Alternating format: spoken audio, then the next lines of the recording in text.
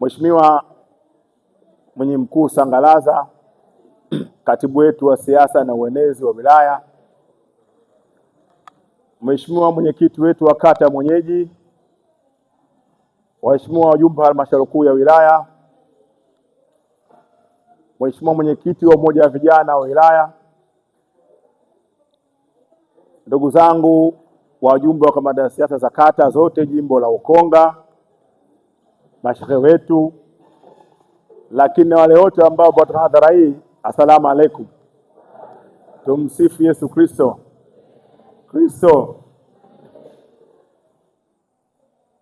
Ndugu zangu waheshimiwa madiwani ambao ndio wenyeji wetu na hadhara nzima, awali ya yote nichukue nafasi hii kwanza kumshukuru Mwenyezi Mungu kwa kutupa afya, lakini kutubariki kukutana jioni ya leo.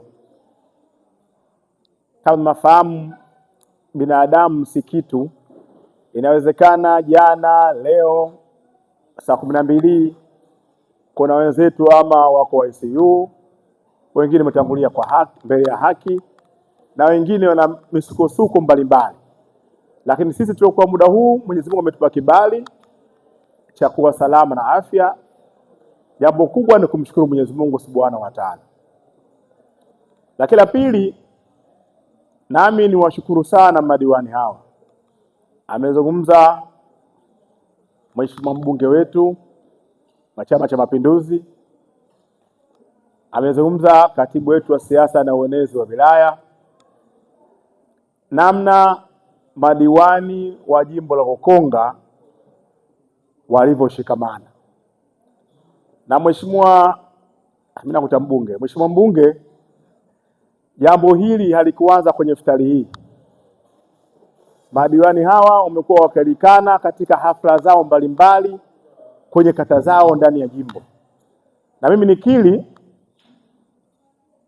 nilikuwa katibu mwenezi wa wilaya hii takriban miaka 15, lakini leo mwenyekiti wa wilaya na mwaka wangu wa 4, lakini kwa katibu kata miaka 12.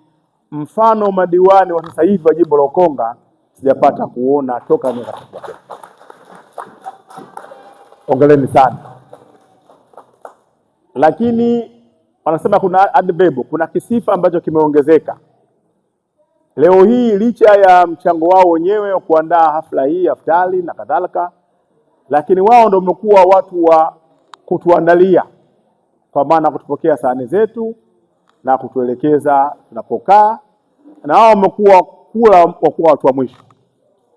Ndugu zangu, nasema na experience ya kuwa kwenye wilaya hii kwa miaka mingi, na hii ni ndani ya chama, lakini pia naona jinsi halmashauri inavyofanya kazi. Naomba nitoe kibwagizo kimoja ili muone mfano wa madiwani hawa wa Ukonga wa sasa hivi walivyopikwa, wakapikika, walivyokuwa na discipline, wanavyozingatia itifaki.